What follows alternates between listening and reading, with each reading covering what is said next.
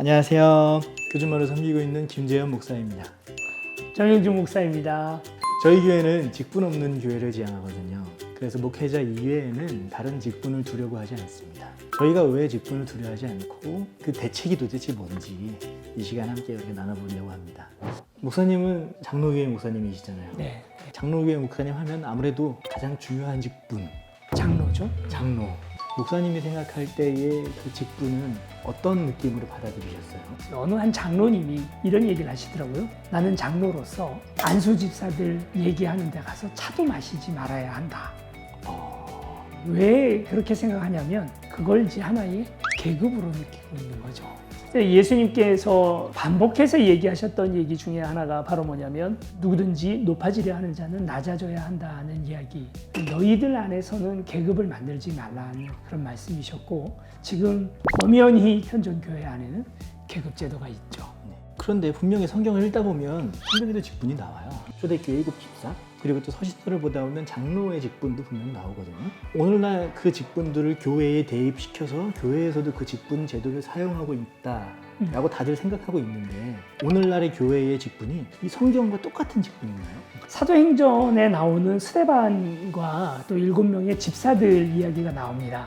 이분들을 집사라고 부른 이야기는 성경에 없어요. 우리는 그냥 어느 순간에 이분들을 집사라고 부르고 있었지만 성경 어디를 찾아봐도 이분들을 집사라고 부르지는 않습니다. 나중에 이제 성경에 집사라는 말이 나오긴 나오죠. 근데 여기서 집사라는 말은 말 그대로 고양이 키우는 고양이 주인들을 집사라고 부르죠.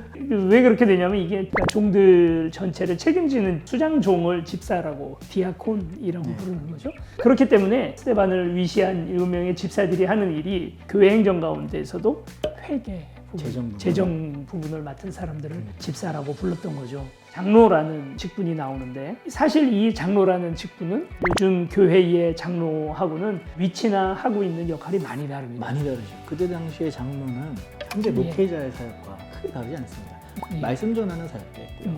교회 성도님들을 돌보는 사역도 했었어요. 근데 오늘날의 교회의 장로의 직분은 사실은 좀 명예직의 느낌이 훨씬 더 강하거든요.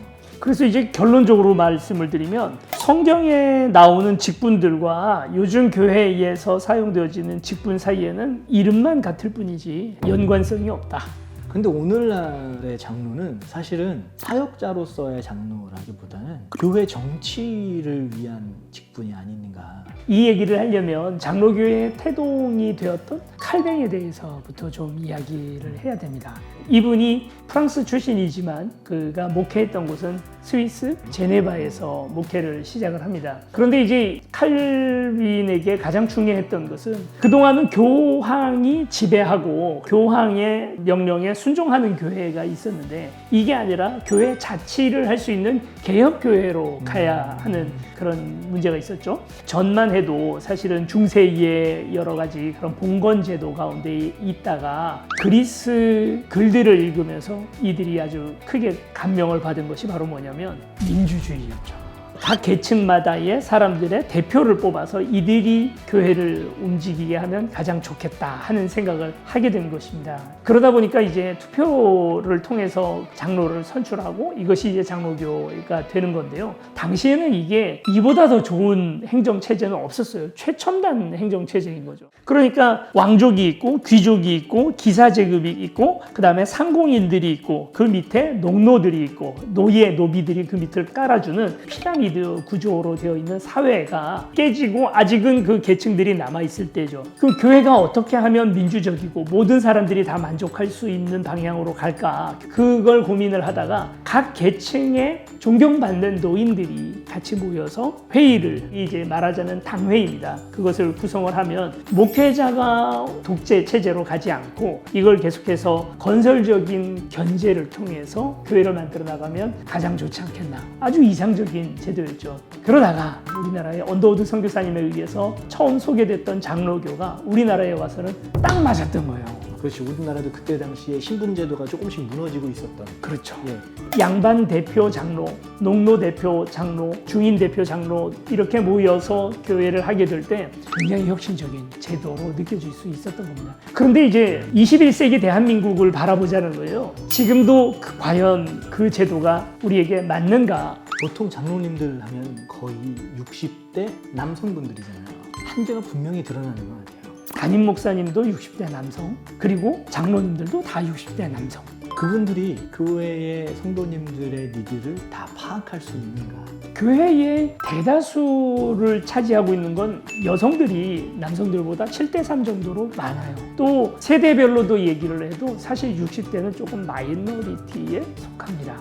그런데 60대 남성들이 교회의 모든 재정, 행정, 인사, 모든 권한들을 이분들이 가지게 된 거죠. 저는 장로님들, 60대 남성들 가운데 참 훌륭한 분들 많이 봤어요. 그런데 분명히 이 한국 교회에 많은 문제점들을 안고 있는 그 원인도 60대 남성의 모임에 있지 않는가. 60대 남성은 극과 극으로 얘기를 했을 때 20대 여성을 두었다 깨나도 이해 못합니다. 21세기 지금 대한민국 사회 목사님 보시기에는 어떠세요? 우리에게 있는 가장 큰 격차는 어디에 있을까요? 진보와 보수? 그 진보와 보수도 가만히 보면 나이별로 그렇죠.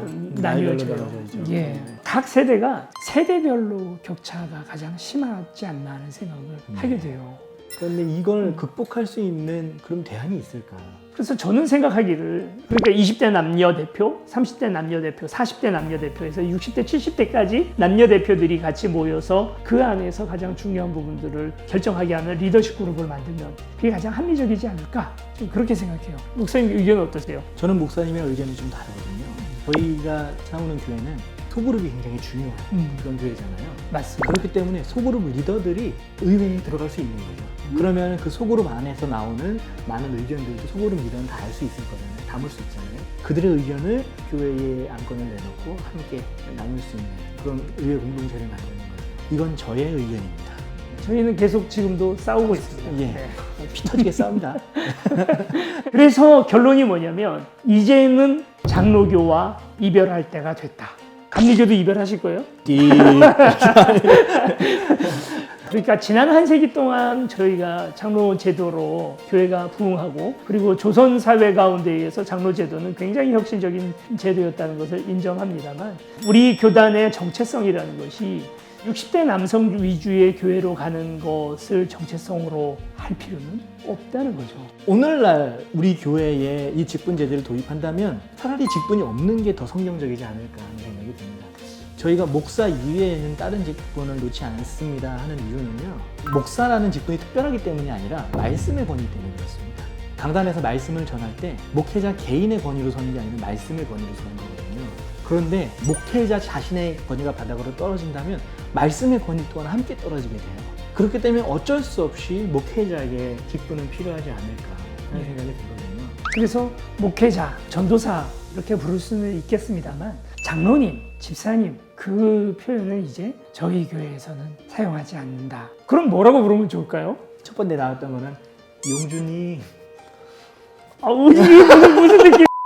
이거는 나중에 우리가 서로 좀 논의하면서 더 좋은 방향으로 좀 갔으면 좋겠습니다. 네, 직분 없이, 그러니까 그리스도 외에는 교회에서 누구도 높아지지 않는다 하는 정신, 그와 같은 의미로 우리도 이 직분 없이 교회를 같이 만들어 나가려고 합니다. 여러분의 직분은 구독자님입니다. 구독과 좋아요 눌러주세요. 안녕.